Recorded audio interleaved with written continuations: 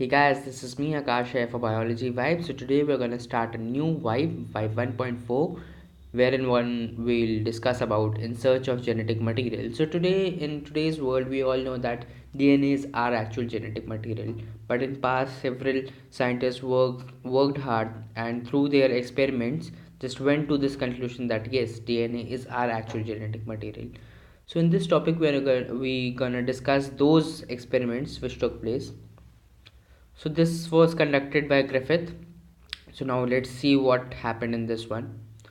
So pneumococcus, which is a causative agent for pneumonia, it has two main strains, the rough strain and the smooth strain. The rough strain is non-virulent and the smooth strain is virulent. So when rough strain was injected in a mouse, the mouse lives. So this fact is acceptable as it is non-virulent. The mouse lives, it's acceptable. When it's virulent, that means it causes that disease, that toxicity, the mouse dies. This fact was also acceptable. Now heat killed smooth strain, that means the smooth strain that has the ability to cause the disease was heat killed. That means the molecules which were causing that infection actually were denatured. That means it has lost its virulence property due to heat kill. So that strain was injected, so the mouse lives. Now this fact is also acceptable. But if you just combine these two cases in which the mouse was living, that means a rough strain that is non-virulent was injected and heat killed smooth strain. In both the cases the mouse was live, this one and this one. When the combination of these two cases were given, the mouse died. So this was a little bit doubtful that how it happened. So end of the day, the conclusion was drawn that something has moved from that something is transformed from the smooth strain and passed on to this rough strain, and that molecule has given the ability to the rough strain to cause virulence.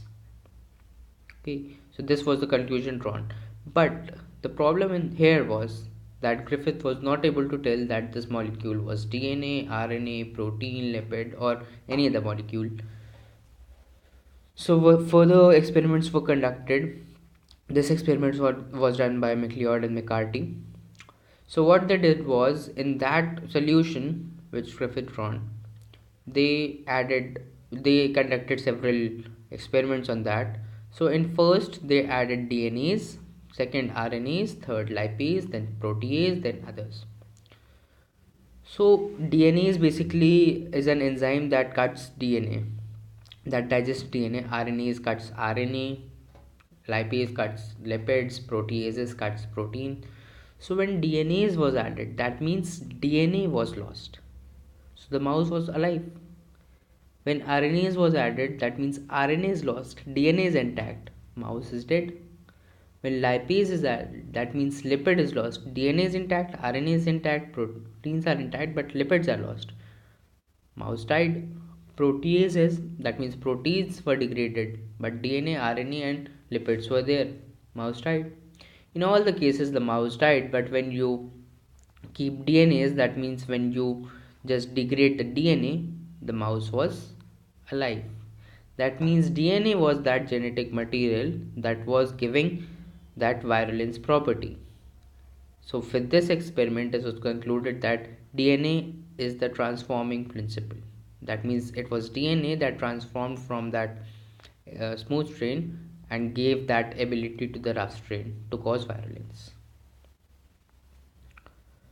So now one more experiments by Hershey and Chase. So let's see what happened in this one.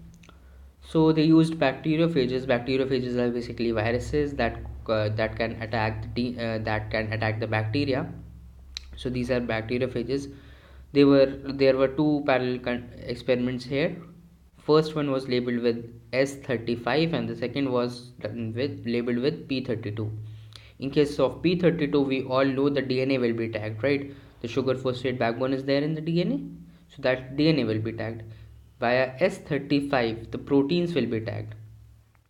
So now the sequential steps were infection, blending, and centrifugation. Infection was caused by this bacteriophage. Some molecule was injected in that bacteria. Centrifugation was done. So what happened is, like, in this bacteria, in case of S32, no radioactivity detected in cells, but the radioactivity was detected in the coat proteins, which was there in the supernatant, the upper layer. On the other hand, if the DNA was labeled via P32, infection was caused, blending was there, centrifugation was done, radioactivity was found in the bacteria. Now, the material that has been inserted in the bacteria was DNA. This thing was concluded. And in the supernatant, there was no radioactivity.